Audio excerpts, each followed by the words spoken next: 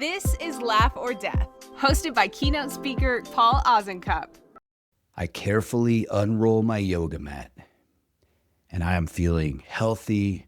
Today I'm going to be mindful and intentional. And then my dog sees, and he's like, "Yay, the wrestling carpet!" And he runs over and he starts nibbling my arms and legs and chest. Like my dog doesn't lick. He corn cobs. He's like cha cha cha cha cha, like on a cob of corn. He starts nibbling me and playing and wanting to wrestle. And he literally knocks me over. And I'm sitting here like, man, I got 20 minutes. I'm trying to improve myself, man.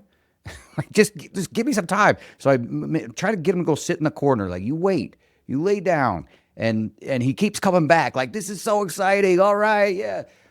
And all I want to do is complete the task. I want to get done with my yoga, and I want to do it right. And I can only imagine, like, going through his mind. Hopper is my dog, and when he sees me get the yoga mat out and he sees me bend down, and particularly, they call it downward facing dog because when you're in that pose, you got all fours and your butt's in the air. That's literally like a dog play bow. They do that to each other. They bow to each other, and that lets the other dog know that, like, it's time to play. So I think my yoga time is literally, he's like, oh, this is the time where he pretends to be a dog. Yes. And then he's like, it's odd, man. Like, you want to step into my world? This is what's going down. This is what we do. We nibble at each other, and we wrestle, and we knock each other over, and we lay on top of each other. And I'm focused on getting my yoga done until I realize I am laughing my ass off.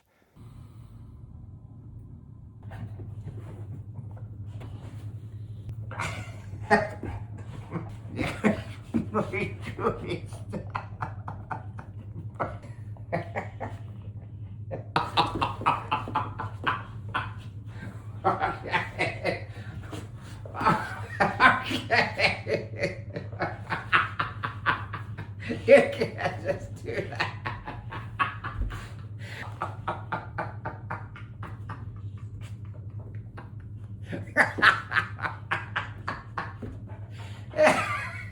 You win. You win. And that's when I realized that I was fighting the best part of the entire process. Like, my goal was to get the workout done, but I was actively preventing my routine from becoming something that's actually enjoyable. Like, I'm measuring success by whether or not I complete the activity, but Hopper was showing me something that I wasn't measuring, which is joy, happiness. Like, am I just pausing to enjoy life? Am I enjoying this routine that I have? And for some reason, I was like actively denying myself that, or like pushing that away. Like, no, stop doing this thing that's making me laugh so that I can get this task done. So somewhere over time, like, and I realized that, like, I guess I don't have to choose between discipline and enjoyment. Like, there's somewhere I can do both of those things together. I can be disciplined and still do my exercise, but I can also enjoy this. Eventually, over time, it wasn't conscious at first, but I just made the play with Hopper part of my routine. Like, at first, it kind of organically happened, and now I've just made my exercise time about 10 minutes longer, knowing that the first 10 minutes is just time for me and Hopper to play. I call it doggy daddy time, or sometimes Hopper Papa time, whatever. But that's just time for us to play and be silly, and he makes me laugh, and he really does. Like, he corn cobs my arms and legs and stuff, and then he'll start corn cobbing my chest and my stomach, and it is like a tickle fight. Like when you've got a toddler and you're just tickling them, and I feel so goofy. Like, I feel ridiculous. I feel like a child because I am laughing uncontrollably. And it's the hardest that anything makes me laugh. And I haven't laughed like that in a long time, but it's awesome. I guess I stopped trying to fit my life around my routine and started fitting my routine around my life. And I guess the nice thing also is that this helped me kind of step away from myself and not see this whole like doing yoga routine so seriously. It just kind of helped me chill and not take myself too seriously and view another part of my life as a comedy instead of a drama or just a boring part of life. Like if you're watching this episode of the podcast on YouTube, it's a little embarrassing for me because there's clips of me and Hopper doing this, and it's a little embarrassing for me to show you clips of me trying to do yoga. But I've also realized like I'm in an age where I've stopped working out to look good and started working out to not die. So I shouldn't really care necessarily what I look like. But if you watch it, you will see like I am turning bright red as he's tackling me and tickling me, and I'm laughing uncontrollably. And it looks and feels ridiculous, but it's so fun. And it's also like, because he's made me see this kind of more serious thing that I've been trying to do as it can also be fun and ridiculous. It's helped me like write some jokes or try out some jokes. Like one of my favorites when I start talking about working out on stage, I'll do that thing about like stopped working out to look good and started working out to not die. But then I'll say like, I started doing yoga and I haven't even been doing yoga that long, but I know it's already working because I already feel like such a better person than everyone else. That always gets a laugh because, yoga is kind of pretentious. And I was kind of getting that way in my own head anyway. And so it's kind of helped me just like still have this routine, but it's something that's fun. And I think that's for me like if you ever read the book Atomic Habits, and they talk about like pairing your habits with something you actually enjoy rather than making our habits always like a punishment. You read because you should. You meditate because you should. You work out because you should.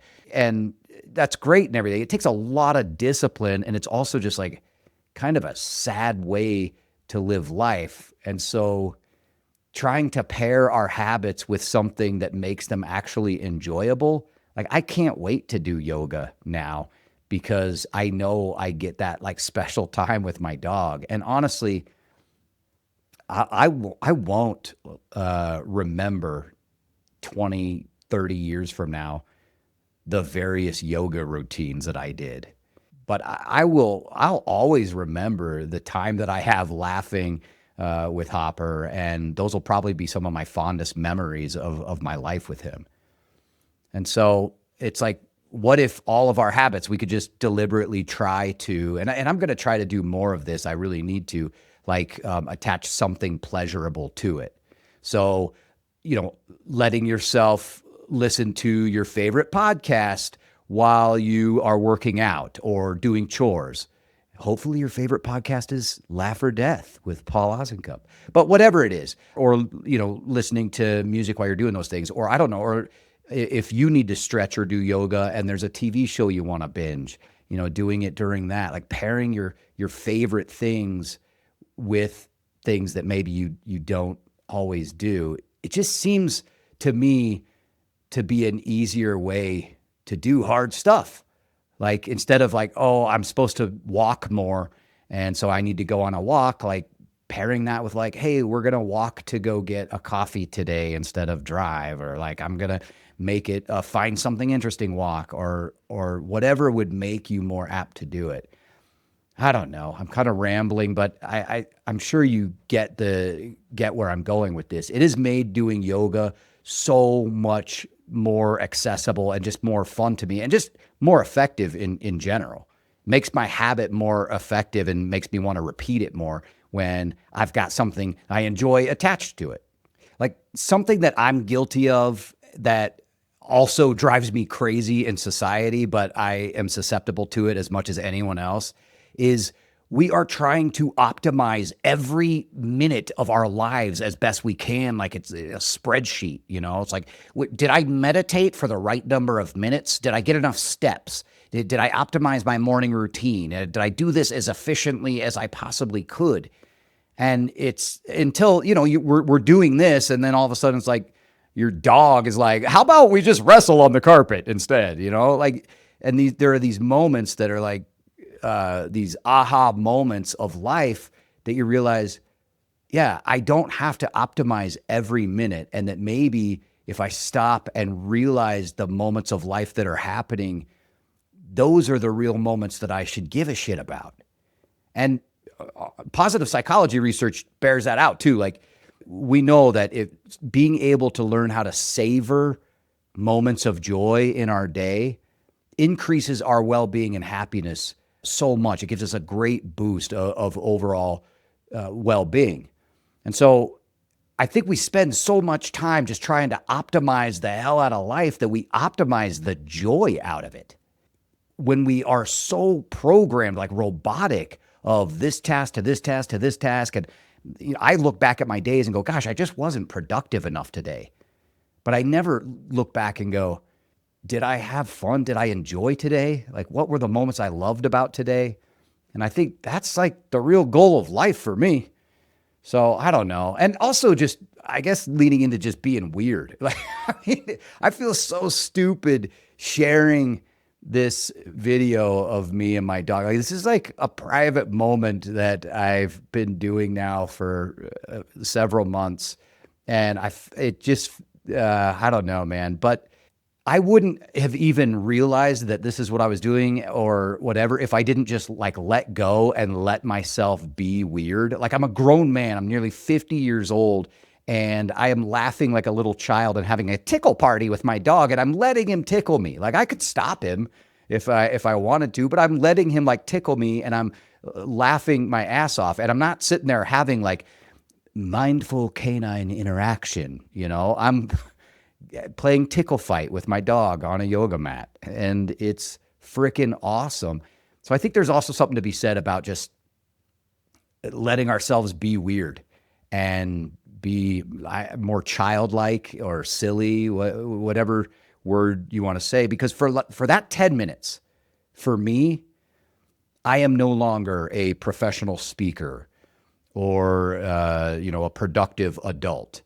I am almost like a kid. It's just like a vacation from myself. And it's definitely a vacation from my overthinking mind that drives me crazy sometimes. So any chance you get to like take a vacation from your serious self and be weird or silly, I say lean into it if you have those moments in your day.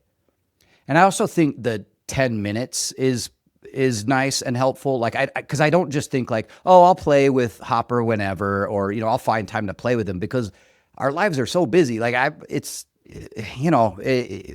next thing you know, it's tomorrow, then it's the next day. And then it's like, oh, we haven't just had that silly time in a week. And now I know I've got 10 minutes each time I do yoga kind of locked away to do that. And I guess it also is nice for me to know that I don't have to like make enjoying life be some huge vacation that I schedule or some big weekend plan. It's like, man, if I can just find 10 minutes during the day of something that I love, that's awesome. If there's anything I can do for just a short amount of time that I routinely do, then man, that works out really, really great. So I guess I would ask you, what is a part of your day that you're just trying to get through? Is it your commute, or trying to get the kids ready for school, or exercise, or getting your dog exercise, or whatever it is? Is there something during your day that you're just trying to get through? And are you missing something fun about it because you're just trying to get to the end? Or are you missing some of the parts of joy in it because you're just trying to get through it or get to the end that you might be able to focus a little bit on? And maybe it takes a little longer, but you realize like, this is an awesome routine that I actually love. So now for me, like every day when I do yoga, well, if I'm being honest, at least every other day, I get on my mat, and for about 10 minutes, I completely abandon my dignity and wrestle with my dog and let him tickle me. And I don't know if the yoga's making my life better, but I know that 10 minutes is definitely making my life better. And so maybe the idea isn't to build a life that is so optimized that we are not interrupted. Maybe it's to realize when the interruption is the life, and that the interruptions are the parts of life that make it great. And that we need to just stop and realize that, like, this is awesome. This is why we're doing the thing. And I know for me, just generally, it's so much easier to do yoga when I can just see my life as a comedy and know that it doesn't have to be perfect. Like, I don't have to be one of those people who does it perfectly and calls it my yoga practice. Like, for me, it's not a practice, okay? I'm not a lawyer or a doctor. It definitely isn't a practice. I'm just a dude stretching in sweatpants trying not to fart.